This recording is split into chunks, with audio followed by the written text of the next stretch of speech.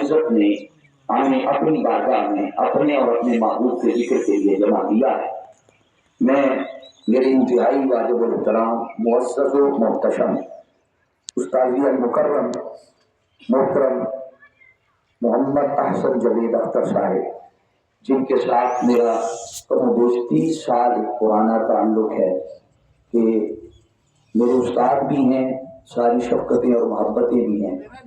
इनकी वालिदा मोहतरमा के साले सवाब के लिए सजाई गई ये मजलिस, मैं इनको इनके साथ ताज़ियत करता हूँ और मरकज़ मिनाजुल कुरान की जानिब से लाहौर की नुमाइंदगी करते हुए हुज़ूर शेखुल इस्लाम डॉक्टर मोहम्मद ताहिरुल क़ादरी मददल्लाहु अलैहि आपकी जानिब से इनकी पूरी फैमिली के साथ ताज़ियत करता हूँ।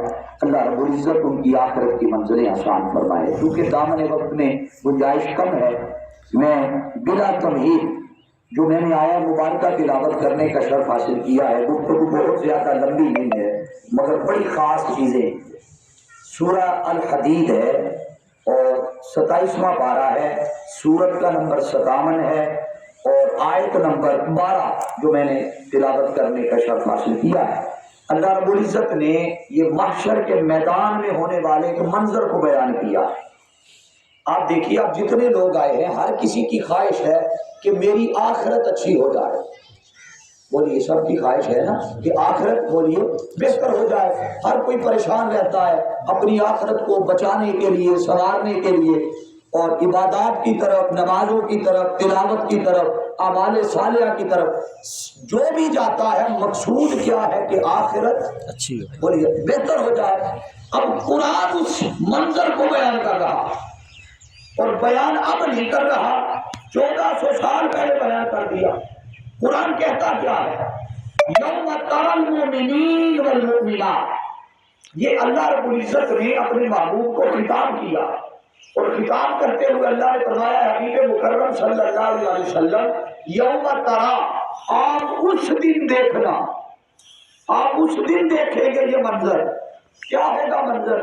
क्या हो रहा होगा? फरमाया अल मोमिनीन वल मोमिनात, आपकी उम्मत के मोमिन मर्द और मोमिन, बोलिए जरा सर, मोमिन औरतें क्या कर रहे होंगे? फरमाया यस्आ नूरुहुम, जब वो नूर के हाले में सफर करेंगे, नूर उनके दाएं होगा, बाएं होगा, चारों तरफ उनके नूर होगा और वो नूर के झुरमट में, नूर के साए में सफर कर रहे होंगे। फिर उन्हें बुशराकुमुल यौम, उस दिन फिर उन्हें खुशखबरियां सुनाई जा रही होंगी। किस शय की खुशखबरियां? फरमाया जन्नातुन तजरी मिन तहतिहल अनहार, जन्नत की खुशखबरियां होंगी और जन्नत भी वो जिसके नीचे नहरें बह रही होंगी। खालिदीन फीहा, और वो हमेशा हमेशा वहीं रहेंगे। ज़ालिका हुवल फौजुल अज़ीम, और ये नेमतों का मिलना, इनाम और इकराम का मिलना, जन्नत की बशारतों का मिलना, अल्लाह फरमा रहा है ये जिनके लिए ऐलान हो रहा है ना, अल मोमिनीन, बोलिए वल मोमिनात, फरमाया ज़ालिका हुवल फौजुल अज़ीम, ये अजीम कामयाबी है ऐ मेरे महबूब जो अल्लाह आपकी उम्मत के मोमिनीन मर्दों और मोमिनीन औरतों को सुना रहा। अब हाज़रीन मुकर्रम, ये एक सादा सा मफ़हूम और तर्जुमा इस आयत का आपके सामने रखा। अब मज़मून के पहले लफ्ज़ से मैं बात का आगाज कर रहा हूँ, मुतवज्जे रहिएगा। कुरान कह रहा है यौम तरा, यौम दिन को कहते हैं, यौम अरबी का लफ्ज़ है, उर्दू में हम दिन इस्तेमाल करते हैं और मुफस्सिरीन ने इससे मुराद महशर का मैदान लिया।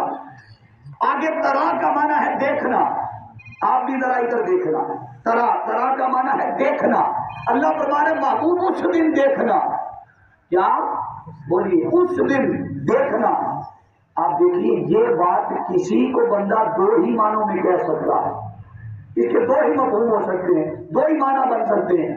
एक, जब किसी को डराना हो ना, डराना हो, धमकाना हो, कड़ी लगानी हो, पंजाबी में आप कहते हैं, या किसी को अपनी ताकत दिखानी हो, अपनी कुव्वत, सोर्सेस, अपने ताल्लुकात, मकाम, मर्तबा, मनसब दिखाना हो कि मेरे ताल्लुकात कितने हैं, ताकत कितनी है, पावर कितनी है, आप किसी को डराने के लिए कहते हैं।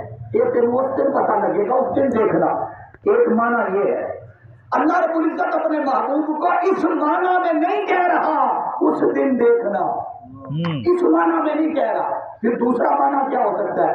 جب کسی کو تسلی دینی ہو، حوصلہ افزائی کرنی ہو، اور کسی کا مقام اور مرتبہ اور شان اور منظر ساری دنیا کے سامنے اجاگر کر کے ظاہر کرنا مقصود ہو، تاکہ ہر کسی کے سامنے شان کھل کر سامنے آ جائے. پھر کسی کو کہتے ہوئے سمجھ آتی ہے کہ آج تو تیرے مقام اور مرتبے کو لوگ نہیں نہ مان رہے. محبوب یوم ترا، یہ منظر تو اس دن دیکھنے والا ہوگا جب 1.25 انبیاء بھی ہوں گے، ان کی امت بھی ہوگی، امتوں کے اولیاء بھی ہوں گے، کل کائنات جمع ہوگی. محبوب سارا منظر محشر وبا ہوگا.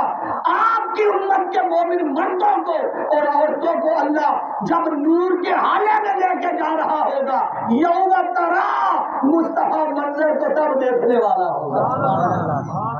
بولیے محبوب منظر تو آپ دیکھ رہے ہیں. آپ میں سے کسی کے ذہن میں ممکن ہے بات آ یہ بات آ جائے کہ یہ بات کہنے کی ہی کیا ضرورت ہے کہ یوم ترا اس دن دیکھنا.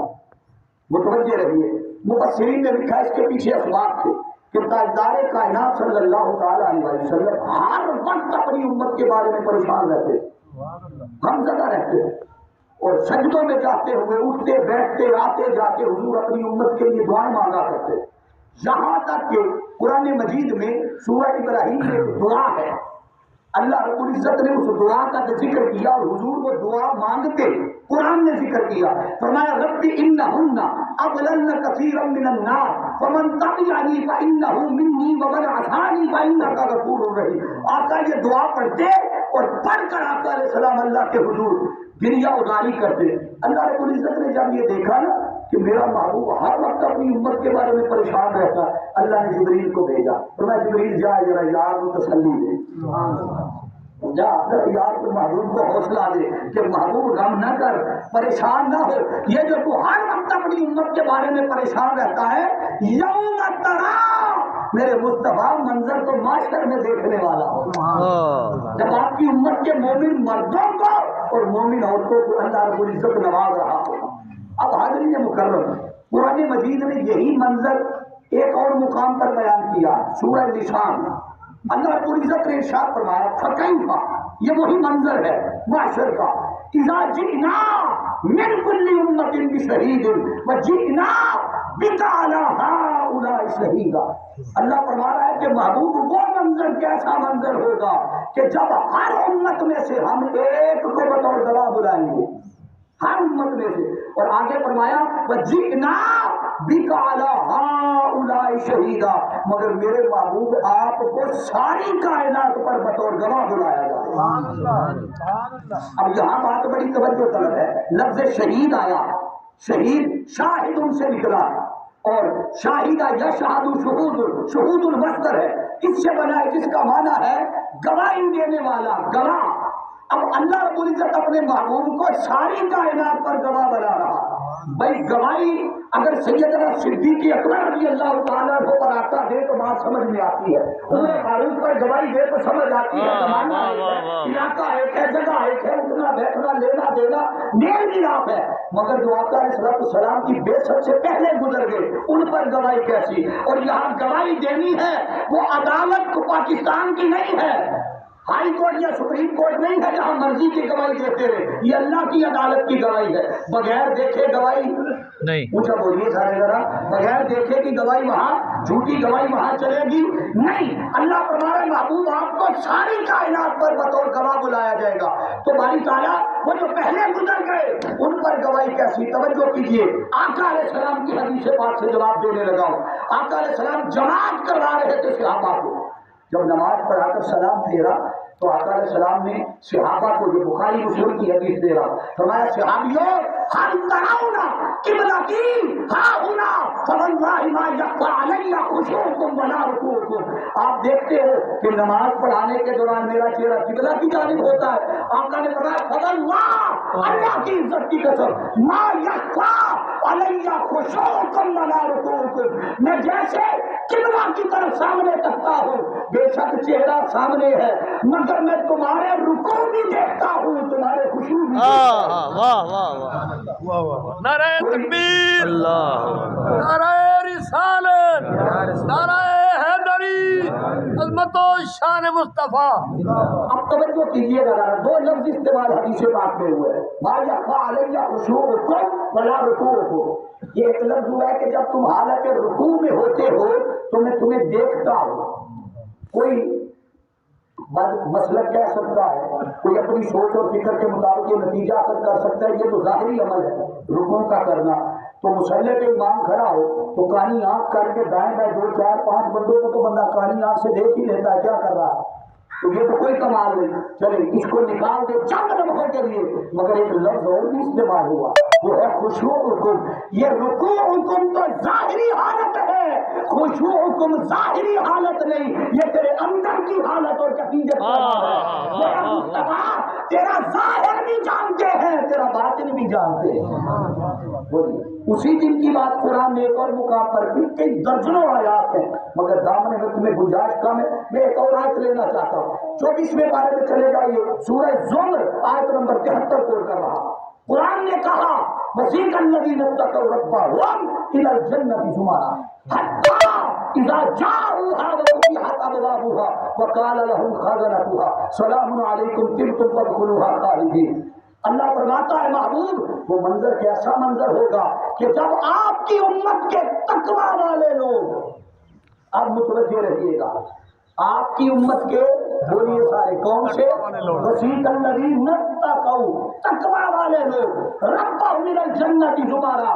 جب وہ انعام و اکرام لے کر، جنت کی بشارت لے کر، خوشخبری لے کر جب وہ جنت کی طرف بڑھیں گے، اب منظر متوجہ رہ کے سنیے گا. فرمایا ابھی وہ جنت کے دروازے پہ پہنچیں گے نہیں، فتحت ابوابها، دروازے پہلے ہی کھول دیے جائیں گے. بولیے دروازے جنت کے پہلے کھول. اب سوچیے ذرا، قانون اور اصول اور ضابطہ اور طریقہ اور اصول کیا ہے؟